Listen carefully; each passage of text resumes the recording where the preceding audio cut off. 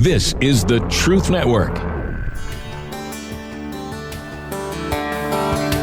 Coming to you from an entrenched barricade deep in the heart of central North Carolina. Masculine Journey After Hours. A time to go deeper and be more transparent on the topic covered on this week's broadcast. So sit back and join us on this adventure. The Masculine Journey After Hours starts here now. You know, After Hours is a much better call for the show than the after show, like I called it. Like I called it the last part of the episode. But yeah, it's After Hours is probably better thought out. But if you're just joining us, if you didn't listen to the first show, or if you're just coming in for the first show, we have been talking about, you know, where are you finding God right now in the situation you're in? And the only part that we got to really was where you're finding where you expect to find him. And is it harder or easier? Now, Jim hasn't answered the harder or easier question, which we'll ask him here in a second. But the second part of it that we want to talk about right now is where are you finding God where you don't really expect to? And so we want to go ahead here in a second and get to a clip from Rodney.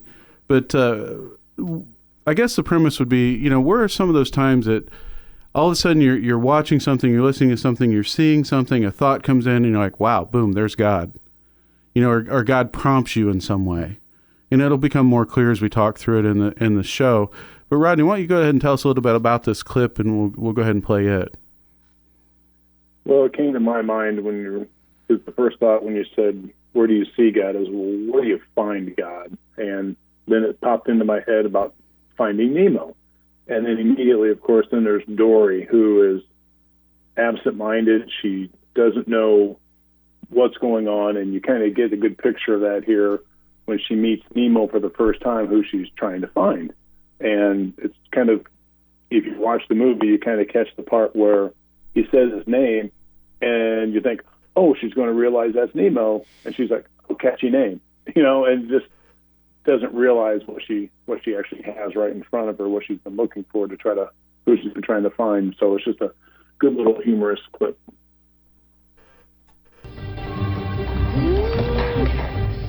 No! Excuse me. No. Are you all right? I don't know where I am. I don't know what's going on. I think I lost somebody, but I can't remember. And It's I need to okay. remember. It's okay. I'm looking for someone too. Hey, we can look together. I'm Dory. I'm Nemo. Nemo? That's a nice name.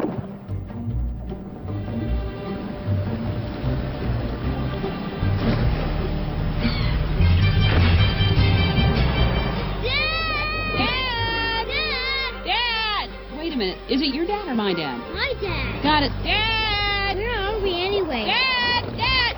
Huh. So shy. Sydney. D. Sherman 42, Wallaby Way, Sydney. Nemo! Nemo!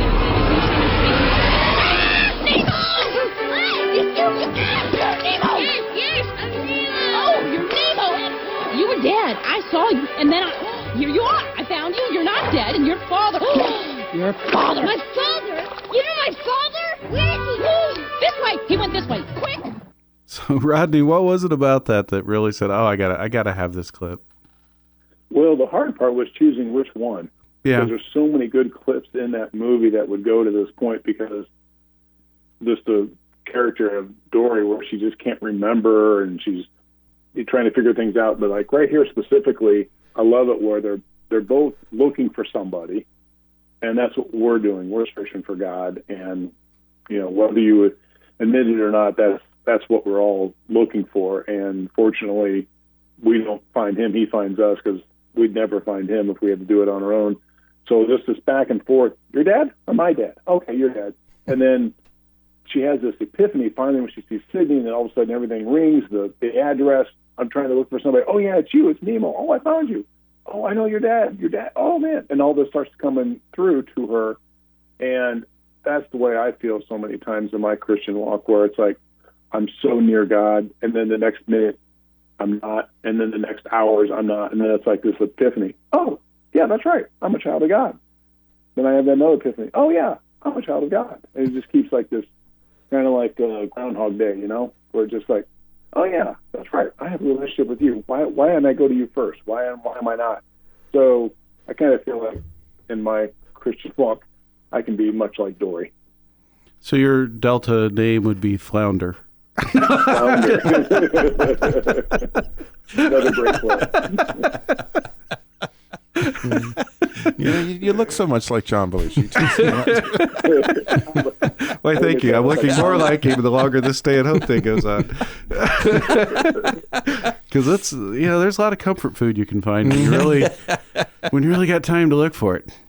So anyway, Rodney, kind of along those lines, I remember one time hearing a person do a synopsis of the movie 50 First Dates. Now, it's not the best family movie by any stretch of the imagination. I wouldn't recommend it for families by any kind. Maybe your family's much older and they have a different sense of humor. But the whole premise of that movie is, Adam Sandler is courting Drew Barrymore, and she had a car accident. And so every time she goes to sleep at night, she wakes up the next day and it's like Groundhog Day. But she doesn't remember anything that's happened before that day. She has long-term memory, but no short-term memory. And so he's pursuing her the whole movie, trying to get her to love him, and to show her love and give her love, and he equated that to our relationship with God. That God's constantly courting us, coming after our hearts in ways, and we wake up the next day a lot of days and just have no clue to what happened. No. Right? Yeah. And we'll go ahead and we'll move over to Jim here in a second. But I want to answer the question that a lot of times I find God in ways that I don't expect, and a lot of times it's in movies or TV shows. Because my mind's kind of engaged into a story, and I'm not really honestly thinking about God at that point. I'm following whatever the storyline is of the show, and then something will happen that just hammers my heart for one reason or another, and it'll take me to an emotional place that I can't understand. I remember watching a TV show or movie years ago. I've only watched it once, but it was called, I think, The Judge, and it had Robert De Niro and the guy that plays Iron Man. I can't think of his name. Oh, Robert Downey Jr.? Robert Downey Jr. plays the son, and they have a really horrible relationship, but at some point he has to go home and take care of the dad. And there was a scene in there that just, I could not stop bawling as soon as it started to play. And it took me back to a place as I processed it later on, and it took me to God, where I said, God, what in the world was that about? It reminded me of being, 12, 13 years old, my dad having had a stroke, me having to give him shots in the morning and take care of him and help him get ready, for the day, tie his shoes, that kind of stuff. And just some unrepented resentment towards God, some areas that I had not even known were still an issue. The God said, hey, we need to surface this. We need to kind of get at this and get it out, because it's going to fester there if we don't. And so, that's an example for me of a movie at one point, and it's happened many, many times. I guess another quick example would be in the movie we used at the boot camp and The Kid. And every time we'd watch the Kid clip of the dad just being kind of ruthless to his son, it would always break me up from the standpoint, not from the fact that that's how my dad treated me as much as I felt like that's how I treated my kids from time to time. And it just really would break my heart. And I would comment it at boot camp. And then this last boot camp, Eli came to me after that session and said, Dad, let's talk for a little minute. And he said that gave me a memory of some stuff between you and I. And I've talked about it on other shows, but it was a time where I think God was really trying to get to some healing in our relationship, and it kept bothering me for so long that I kept saying something, and me saying something and him hearing it in the crowd, provoked him to kind of ask the question that led us to the conversation that really needed to happen so we could have some real healing in our relationship. And he and I have a great relationship, but it's much better now that we dealt with some of those old issues of how I used to be when he was young. And so, Jim, going on to you, where's some ways that you find God that you don't really expect to? Well, my most recent real encounter with God was, I won't say it was an argument, but I'll just give you the background. Right as this was beginning to happen, my son called me and asked me if I would marry them yesterday. He's been with the young lady for quite a while, and they've been engaged for quite a while, but he decided fairly recently they need to get married. And I was all for that. He asked if I'd do the ceremony, and without even thinking about it, I said yes, or praying about it, or anything else. That was just something I wanted to do. And then Corona hits, and my wife, who's a lot smarter than I am, is very careful about what's going on with this, and she was not sure she wanted to go to the wedding and didn't think I should. And that occurred the other day, and I went out to mow, and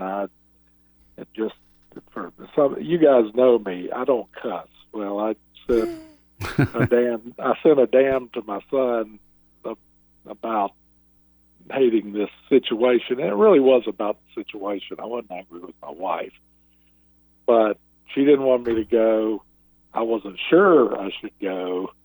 It's like I said, she's usually right, and I'm not. And I went out to mow just to burn off the energy and to get over being angry. And God spoke to me while I was mowing the lawn and pointed out that, well, you didn't ask me about doing this wedding. And I said, oh, I'm not supposed to. And, no, that's not what I said.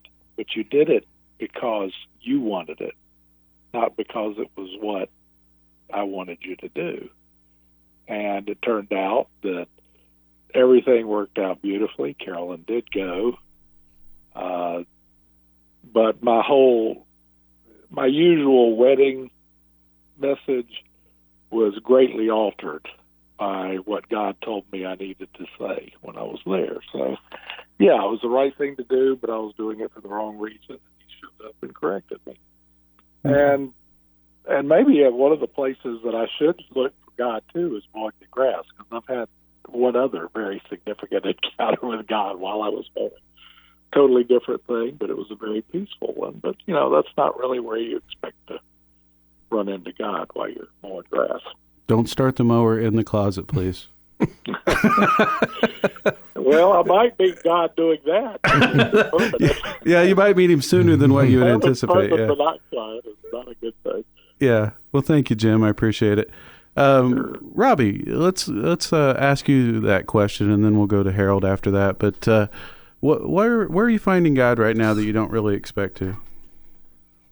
I guess have, like a lot of people, sought comfort, and one of the ways that I was seeking comfort was I'm a Star Trek fan. I got Netflix, and you can go back and you can watch episode 1, 2, 3, 4. And so I found myself like just compelled that I had to watch Star Trek, before I went to bed at night, recently, and I'd sometimes watch 2 episodes of Star Trek, and I was trying to understand. So I like conversational intimacy with like, God, what is it with Star Trek? Why is my heart needing Star Trek? And he says to me, he said, because Captain Kirk, you're looking for story. You're looking for something to help you understand the story that you're living in, and your heart's searching for that. And Captain Kirk is the Jesus figure. He always, it's I don't know if you remember the episode. It was actually in one of the movies where he was talking about that they gave him the test of like the unsolvable, thing that they put him in a situation. I'm trying to remember what it was called exactly, but something like it's unsolvable, and he still solved it. That was the deal. Like you cannot. If you need to go back in time, if you need whatever you need to do in order to save the Starship Enterprise, it's always going to happen. And so I find that fascinating that he met me right there where I was just, seeking comfort through binge watching Star Trek. But there I am. Yeah.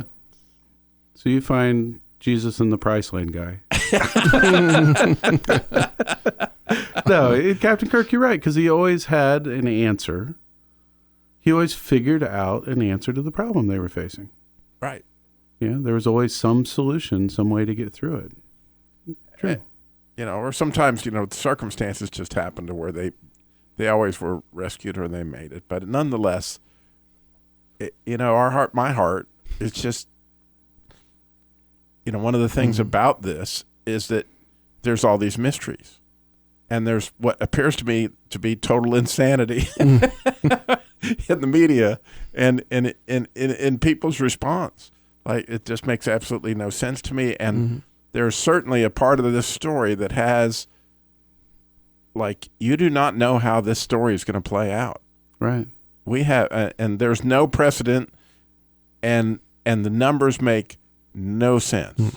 It depends on which way you look at the numbers, which day, on which report, it seems like. And so we have taken the route of we're not looking at the numbers. And I just wonder if that's kind of by design, because I think that's America and the world is so haughty, so arrogant that they got everything figured out. And this is maybe God saying, you ain't got everything figured out.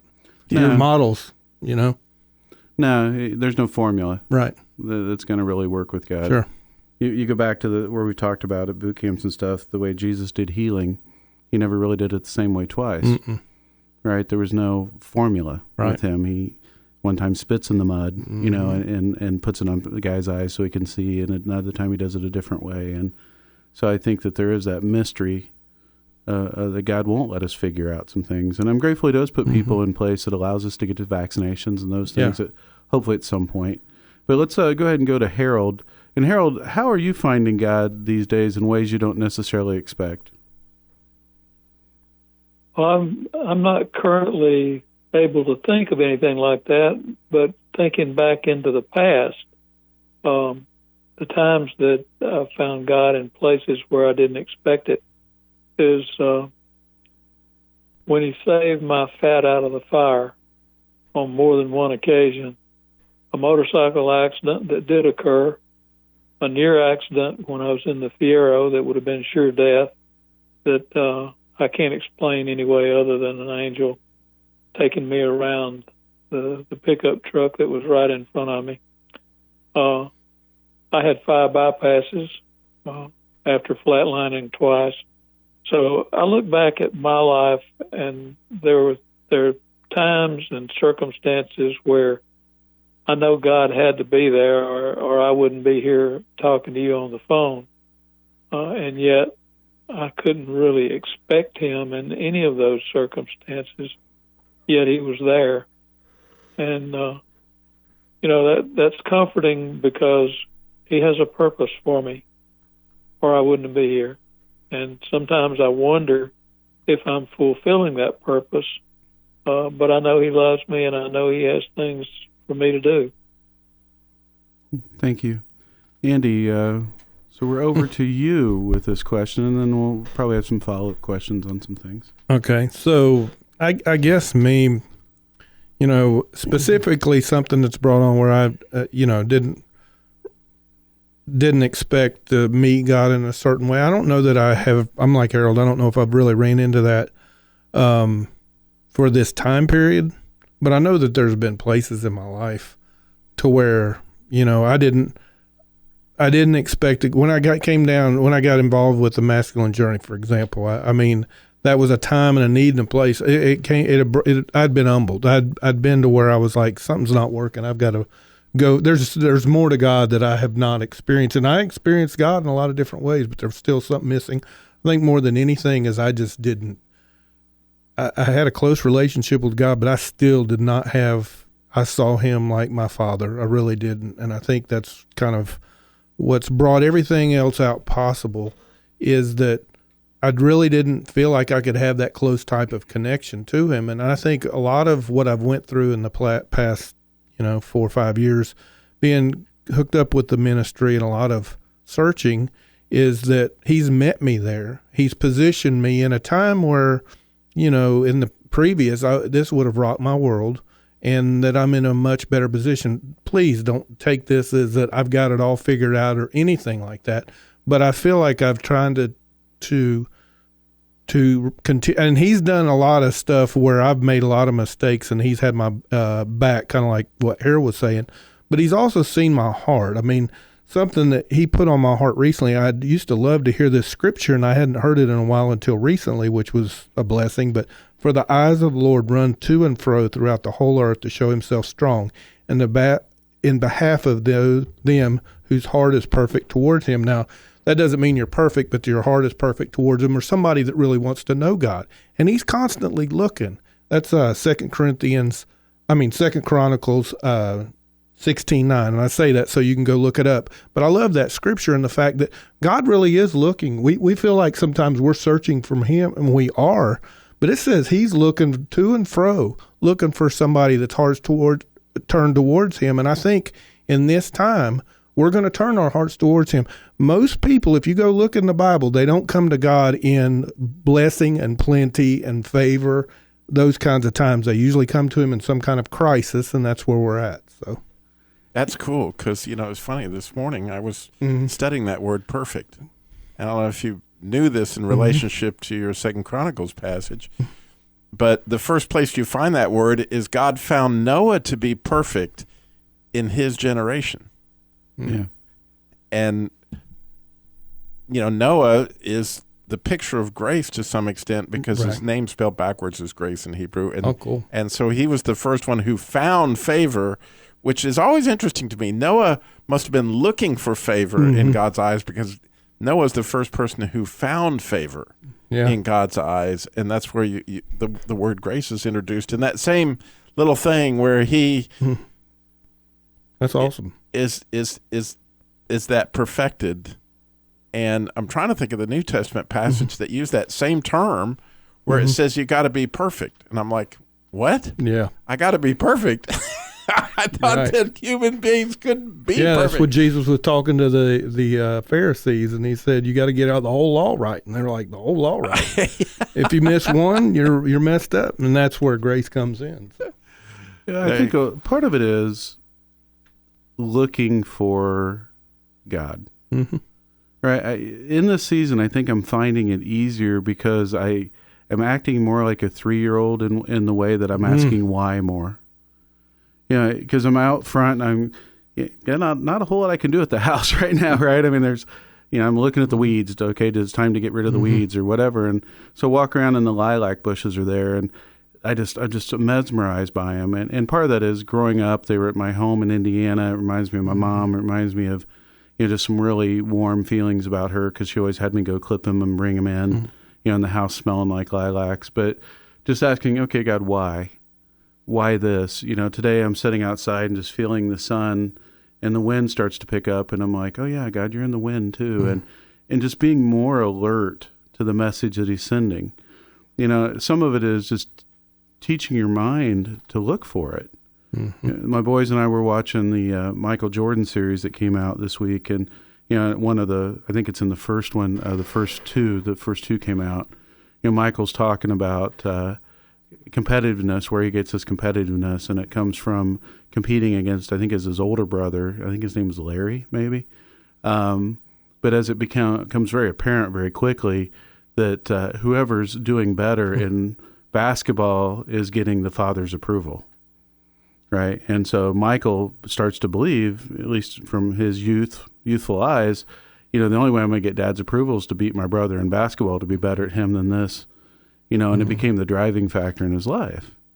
And you can look at that and go, wow, where have my father wounds, God? Is there any that you haven't uncovered yet that I need to go dig into that may be leading me to some good things, but the driver behind it's not necessarily healthy? I mean, Michael was a great competitor, and he was arguably the best basketball player to ever play. But that doesn't mean the motivation behind it came from a good place. It doesn't mean that necessarily did or didn't give him peace down the road. Yeah. Part of that's what I was sharing about that story of the movie, The Judge. There was some anger still at my dad for having a stroke when I was little, and he couldn't be there for me. Not that he wanted to have a stroke, but when you're youthful, you're young, you don't think adult thoughts. And God had to go through and help strip that away So, Andy, I could be at a place that I could walk closer to him as being my father. Because that whole issue with my dad and I was getting in the way of my father and I. Absolutely. Yeah. You know, and so there's some of that God's constantly saying, I've got stuff I'm trying to give you, but teaching your mind to look for it. Yeah. You know, my mind finally wrapped itself way around Star Trek. It was the Kobayashi Maru is what it was called, and it was the no-win scenario. It's like they would train him, Star Trek, you know, captains, in order to put him in a situation where the computer would simulate something that you could not win no matter what. And Kirk broke into the computer and reprogrammed it so you could win like the night before the thing won. You know, but when you think about salvation itself, it appears to be a no-win scenario. In other words, once man has fallen, it doesn't look like there's any way out of this deal.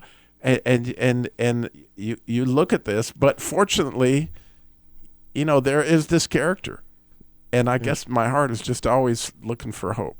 You know, that's where we are. Well, I think there's things that salvation and mankind looked like there was no hope there. I think there's times in our life that situations occur that look like there's no hope, or that time's been lost, that we're beyond that somehow. But God can redeem all that.